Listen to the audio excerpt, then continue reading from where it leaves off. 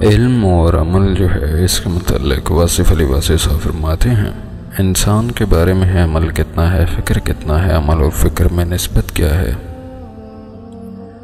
توبہ کیا ہے، کیا یہ علم کا حصہ ہے، روحانیت مرتبت یہ کیا ہے، یہ سارے سوال ہیں، سوال ہی بنتا ہے۔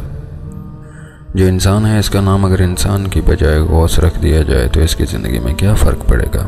اگر انسانوں میں آپ کو ولی کہہ دیا جائے تو پھر آپ پرسکون ہو جائیں گے کیا؟ ایک نارمل انسان کو کوئی اہلیت یا مقام عطا کر دیا جائے یا اصل میں بڑی آسانی دے دی جائے تو پھر کیا ہوگا؟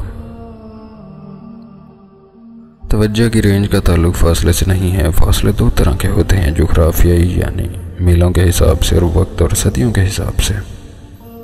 تو یہ بات واضح ہے، فاصلے دو قسم کے ہوتے ہیں، ایک زمان اور دوسرا مکان۔ اصل زمان و مکان کو اگر فاصلوں میں ناپ تول کیا جائے، مثلا جو آپ کے متعلق انسان ہے، جو فاصلے کا مکین ہے، جو ڈسٹنس ہے، جو آپ اکبر بادشاہ کا ذکر پڑھ رہے ہیں، یہ تاریخ کا فاصلہ ہے۔ یہ دو فاصلے ہی ہماری زندگی میں اثر انداز ہوتے ہیں اور ہم کنفیوز کرتے ہیں اور ان فاصلوں کو کنفیوژن بنا کر رکھ دیتے ہیں۔ جس ذات کو ہم یاد کر رہے ہیں اگر وہ جغرافیائی فاصلے میں موجود ہو تو جغرافیائی فاصلہ ہے، اور اگر وہ ذات ہم سے تاریخ میں دور ہو تو وہ وقت کا فاصلہ ہے۔ پھر بھی وہ ذات توجہ کے ساتھ متعلق ہوگی۔ توبہ یہ ہوتی ہے کہ جب آپ پکارتے ہو اسم یا حرف ندا کے ساتھ کوئی اسم گرامی پکارو تو اسم گرامی میں اپنی ذات کے ساتھ اس زمانے میں موجود نہیں ہے۔